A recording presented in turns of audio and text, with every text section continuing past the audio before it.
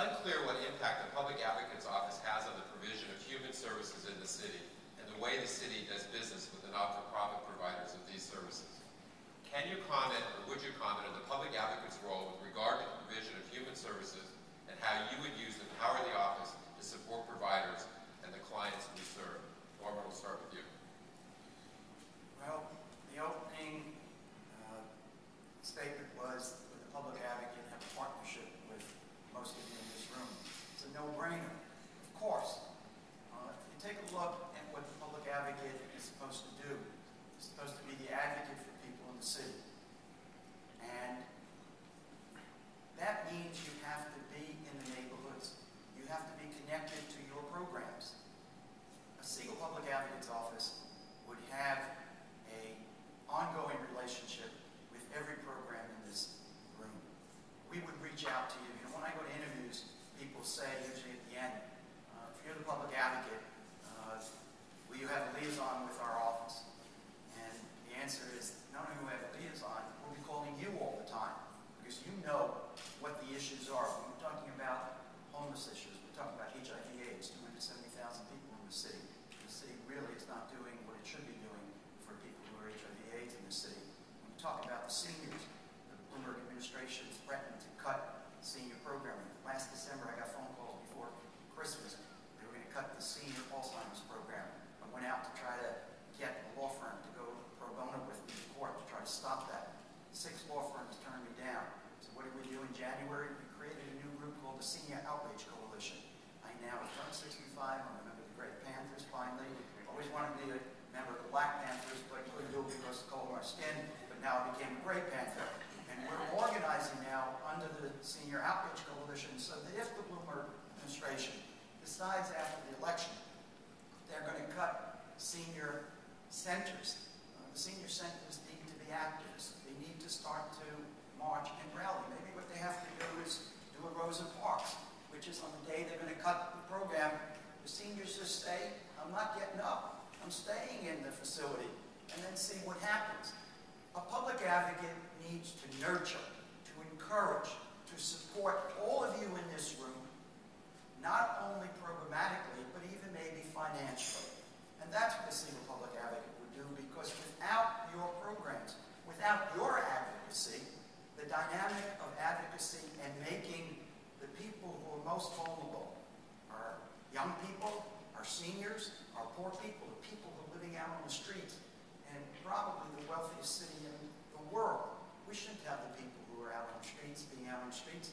The Siegel Public Advocate Office would set up a program every Friday night.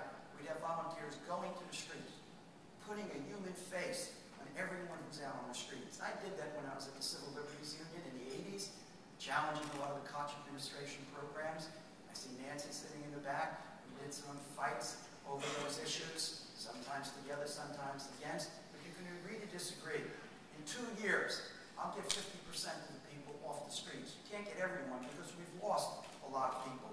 But if you work on it and put a human face on this office and begin to look at these problems from a human perspective, you can ameliorate a lot of the serious problems, and that's what the Public Advocate Office should be about. Thank you, Joe.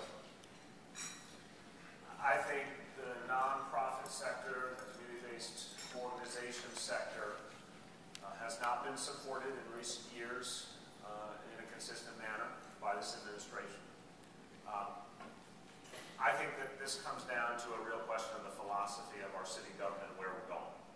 My view is we need to focus consistently on preventing social problems when we have that capacity when it comes to homelessness, hunger, child abuse. I think I've worked with a lot of people in this room and beyond to move tangible policies that actually help stop problems before they start or help minimize problems at the front end. It's a strategy that works, it's more cost effective, and yet it is not the consistent approach of this administration and this city government. So I think one of the central roles of the public advocate is to create a public debate and use all of the tools of the position to move our city clearly into a model of prevention. I think also it's clear to me that there's a misunderstanding at City Hall of the importance of community-based organizations and the nonprofit sector.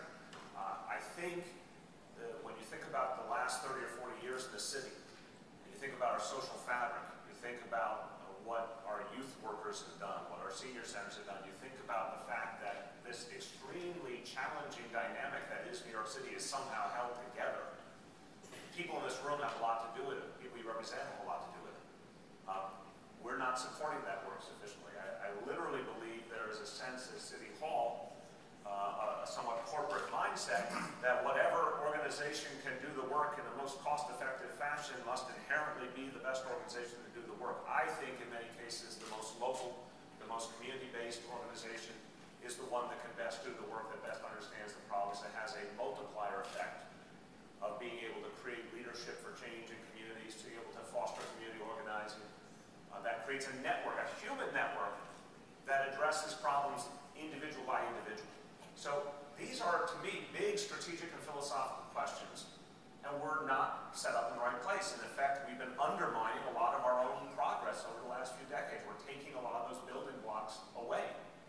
And there's tough times we're going through, which everyone in this room knows disproportionately hurts the nonprofit sector.